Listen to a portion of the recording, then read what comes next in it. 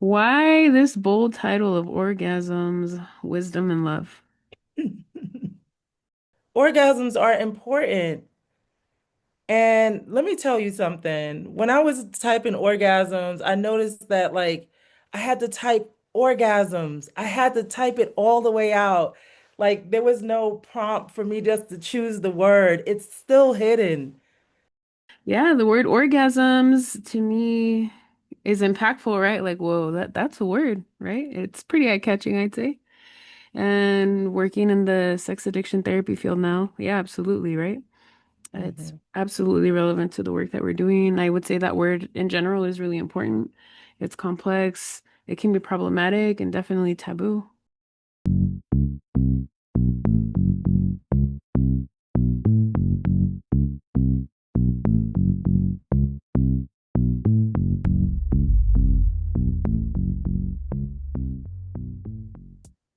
Welcome to the Orgasms, Wisdom, and Love podcast, our first episode. You're here today with Magnolia Heaton and Itiyopiya Ewart. All right. Ethiopia, tell us a little bit about you. Who are you? What do you do? What kind of work are you doing out there? Thanks, Magnolia. Yeah, my name is Etiopia, and I am a person who is committed to justice. And the ways that I engage with that is supporting folks in feeling emotionally well. And so, in other words, I'm a clinician. I'm a therapist, and I'm a mother of two wonderful young people. And yeah, I have a commitment um, to community in the ways that community can be. And that's what I really center my work on is like how can we be really good with ourselves so that we can be really great with each other. Um, hmm. I guess it's valuable that I'm from Brooklyn, New York. It's meaningful to me. Um, yeah, I'm from Brooklyn and I now reside in the mountains of Western North Carolina, having a good time. So I think that's all for right now. Tell me a little bit about you. Sure, thank you. I am a licensed clinical social worker. I supervise people. I have my own practice. I have a couple of practices at this point, which is exciting. And I'm Mexican American. I like to talk about that. I'm a new CSAT and CMAT, so sex addiction therapist and multiple addictions therapist. I believe that love is healing and that the more that we love ourselves, the more we're able to love other people. And the more we're able to do that, the more the trickle effect goes on and on and on and on. And we illuminate each other. I think those are the basic things to get started today. We both specialize in complex trauma also, right? And I met you in sex addiction therapy training, so we have Yep. that in common too. Both somatic practitioners, both women of color and parents, and we love parenting coaching, and we have a bunch of things in common. And so essentially what we're hoping to do with this podcast is to branch out and just have open and honest conversations. We'll see eventually, maybe if we have like callers or questions and things like that, be able to like answer them. We'll see where the road leads, but those are some starting points, right? Absolutely. Yeah, good, good, good. So, Yeah. why this bold title of orgasms, wisdom, and love? Well, I want to thank you for coming up with the the name and the methodology was really cute too. Why it resonated with me was like, yo, these are things that are so important right now. They've always been important. They've always been important, yet kind of pushed to the side. Orgasms are important. And let me tell you something. When I was typing orgasms, I noticed that I had to type orgasms. I had to type it all the way out. Like there was no prompt for me just to choose the word. It's still hidden. It's still not discussed. And at the same time, it's something that is one of the most beautiful things to experience in the right way. I mean, in a way that feels safe. And it's one of the most shameful things to talk about. And so that part for me, I was like, yo, I like that because it's bold. And wisdom, very important. Are we in a place in our culture where this wisdom isn't necessarily important? Maybe. Maybe that there could be some discussion about that. And then love is something that I am very interested in. I I feel like we don't learn enough about the true meaning of love and that love is thrown around whimsically, that we can mistake abuse for love in our culture. And so those three words are very important and powerful to me. And so that's why I was like, yo, let's rock with this. Definitely, I agree. Yeah, the word orgasms to me is impactful, right? Like, whoa, that's a word, right? It's pretty eye-catching, I'd say. And working in the sex addiction therapy field now, yeah, absolutely, right? It's Hmm. absolutely relevant to the work that we're doing. I would say that word in general is really important. It's complex, it can be problematic, and definitely taboo, right? And for me, I'm from Southern California, Mexican, very traditional, grew up very, very Catholic with very traditional views. So the topic of sexual anorexia, purity culture, those are very pervasive in my upbringing. And so for me to be on a podcast, co-host a podcast with that title is a big act of revolution, I think, and justice and things like that, right? Um, Eventually I'll talk a little bit about sex addiction in my family, but yes. That and then wisdom, absolutely, like you said, very imperative, very helpful. For me, coming from a really collectivistic culture, absolutely, like wisdom is what's helped me remain grounded and have a sense of purpose in life, you know? Hmm. And then love, I think that.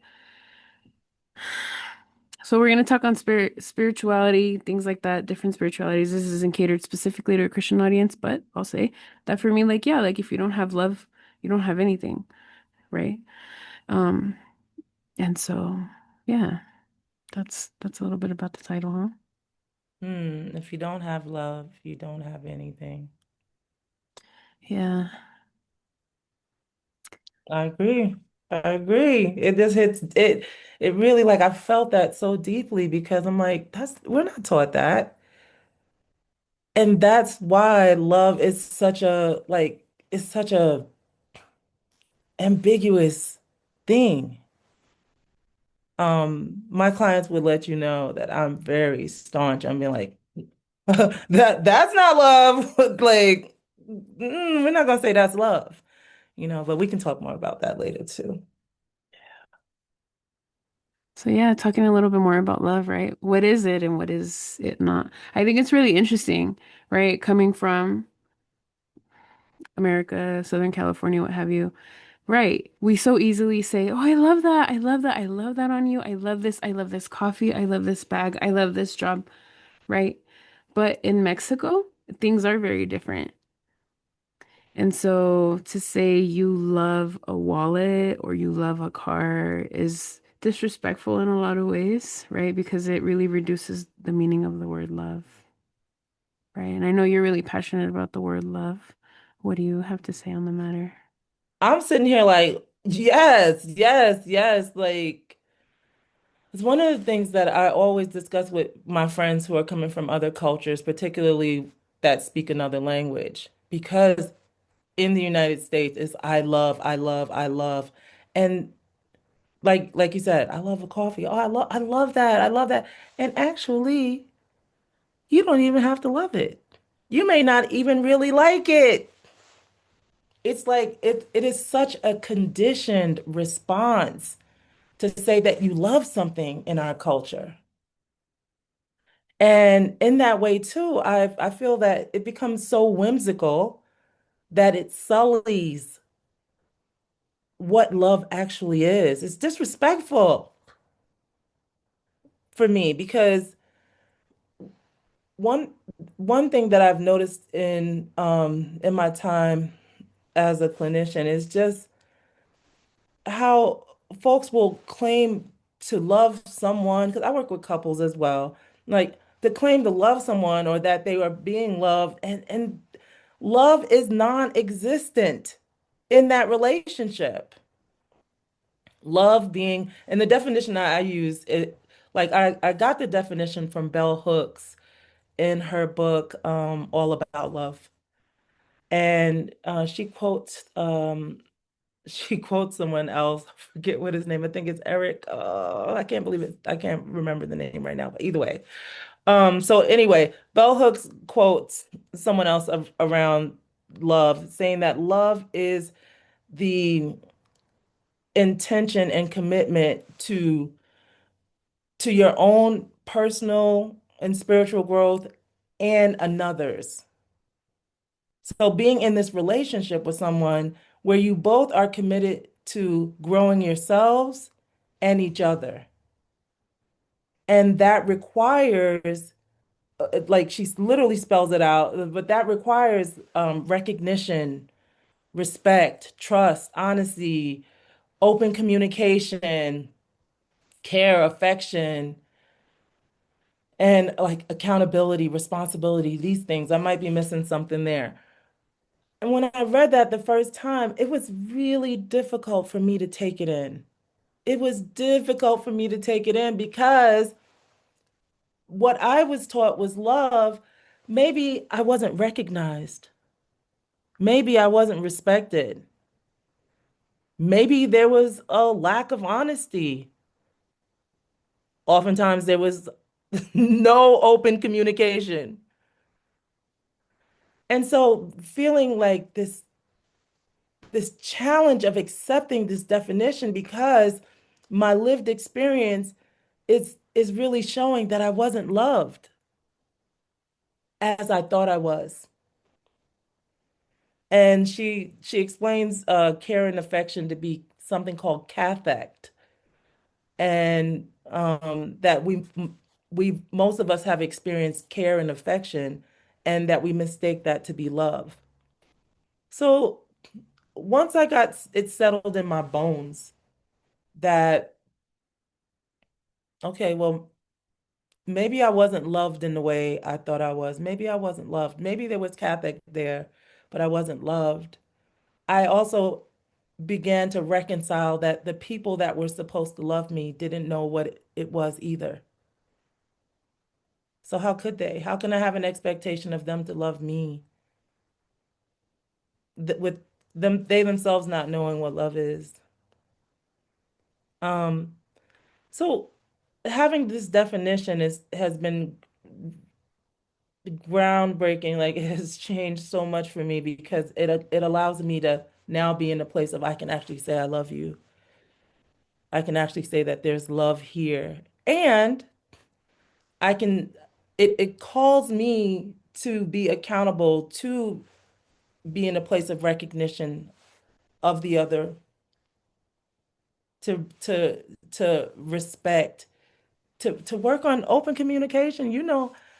I'm sure you know how hard it is for folks to openly communicate because, anyways, the lack of safety and not knowing and having to hide ourselves and these kinds of things. Open communication is usually a very difficult thing for us. So, yeah, love is is foundational for me, and that I agree what you said before about like if you don't have love, you don't have anything because that's what love is. Yes. Thank you for that. For me in general, addictions are a consequence of unlove, right? So the opposite of what you're saying, like I think affect would be an example of unlove, right? And so I'm of the opinion that addictions really are attachment wounds that we have within ourselves. So it's like these holes of like, I'm not loved, I'm not good enough, I'm inadequate, things like that. And troubles with being able to self-regulate. Because what happens, for those of you who don't know, essentially, like, we're born, right? We come out of the womb and then we co-regulate. So like we soothe with our primary caregiver, usually our mom, right? And then if that goes well, then we can do that with other people. If it doesn't, then that causes challenges in self-regulation, so being able to soothe oneself, right? And essentially, I believe that that's what addictions are. It's our attempts to be able to self-soothe, right? But we can't do it in relationship with others. We can't do it in relationship with ourselves. So then we seek something externally. Yeah. Yeah. And so, lately I've been thinking a lot about my relationship with love and my relationship with other people and things like that. And yeah, I've come a long way and I came from a highly traumatized family. And yes, I came from a long lineage of addictions, as I'm sure most people did too, whether or not they realize it, right? Hmm. Though, yeah, I mean, I've come to the conclusion. So my dad died actually, his 5-year anniversary is tomorrow. Oh, wow. And yeah. And so, right, he grappled with addiction and recovery and things like that. And so, just like even processing his death and going through my own process and grieving it, I've really processed a lot of things on top of like the CSAT training, right? Mm. Really like I've learned, of course, I have some maladaptive patterns too historically of, for example, a really, really hard one to notice and then to like grapple with for me has been workaholism, right? It's normal to be here in hustle culture and different things like that. And then coming from Southern California where it was really competitive, and then being Mexican on top of that, where you just output, output, output, output all the time. Yeah, that's been Hmm. tricky, right? But I realized like I had money on a pedestal actually for a really long time, right? And then I've had periods of emptiness of like, I have everything that I want, right? Manifesting it all and things like that. And yeah, that's cool. That's fun. That's nice. Also, when you do it alone, when you have nobody in your corner, when you start to realize all of these unloves in your life, these cathects in your life, then what? Right? What are your thoughts on that? Like, oh, like then what? Then you turn to self-soothing, and what are the ways that we learn to self-soothe when there is no love? Like I agree with what you said on addiction, and what I also have explored and explore with myself and my clients is that addiction also has something to do with being in a cycle of shame. So the self-soothing becomes enacting shame. I, like because there was a lack of co-regulation, which again for me, I never put sole responsibility on individuals and families because if we're not looking at the societal aspect of things, we're missing everything. Blaming the individual and that without a cultural critique is detrimental, even though that's what we're trained to do. Um, yeah, so if your parents are unable to be there for you emotionally, and now you feel unsafe about who you are because they can't be there for you, right? And then the misinterpretation becomes like there's something wrong with me, and that's why they can't show up for me. Then how do you soothe in a way that builds you when you don't know how? That, like it's all about me not being good enough. Well, let me go prove that I'm not good enough by doing something that provides, if even temporary satisfaction, because oftentimes with folks in addiction, whether it's alcohol or drugs or substances, porn, sex, it's like you can be in the act and feeling terrible about being in the act. So like that whole thing about dopamine is like, you know? But what you can be sure of, and what you can be sure of, is that you're going to feel terrible and you're a terrible person, that it confirms this thing about you.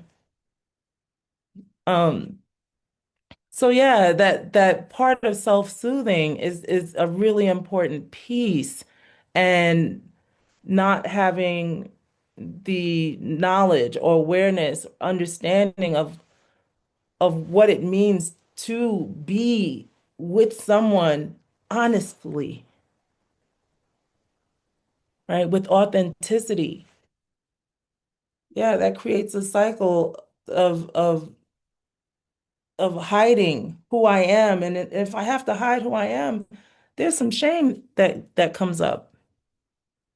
Absolutely. And as you mentioned, I mean, the cultural backdrop is such that that is how most, if not all, definitely most cultures function, right? It's a checks and balances system of like, yeah, let's transact. I'll do this for you if you do this for me. Okay, let's be in a relationship together. You provide sex and I'll provide the money, right? Or you clean up the house and do the chores and I will, I don't know, cook or whatever. But there is a lot of transaction in relationships overall, huh? Even within ourselves. Yes, I'll love myself if, I'll love myself when, very common Hmm. too, Hmm. and all very shame-based, absolutely. Hmm. Definitely. So some helpful topics for today, right? Yep. Love, shame, addiction, and just barely scratching the surface. Talking a little bit about families too and spirituality. Yep.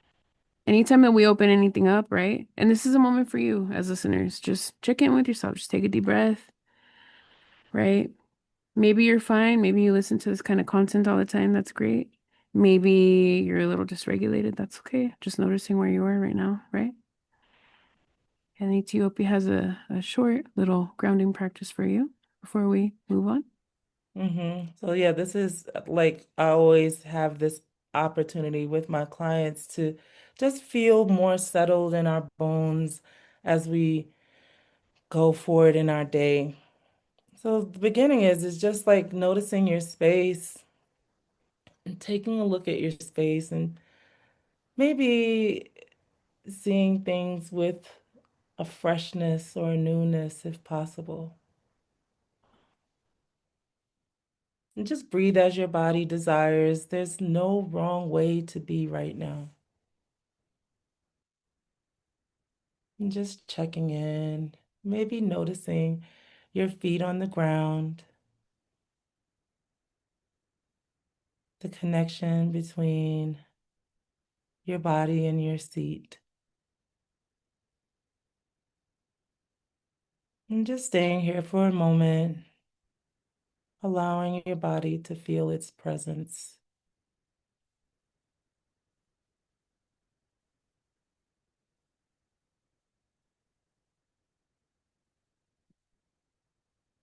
Thank you. Thank you. And your breath is always with you, right? That's a tool that we can take anywhere. So if you're Anyway. looking for extra coping skills, which I'm sure we all are, right? Just tune into your breath. Wait, where's my breath right now? Am I even? Oh, I'm not even breathing. Oh, wow, I'm actually breathing. Great. This is great. Let me enjoy the fresh air, etc. Right? But your breath is always with you.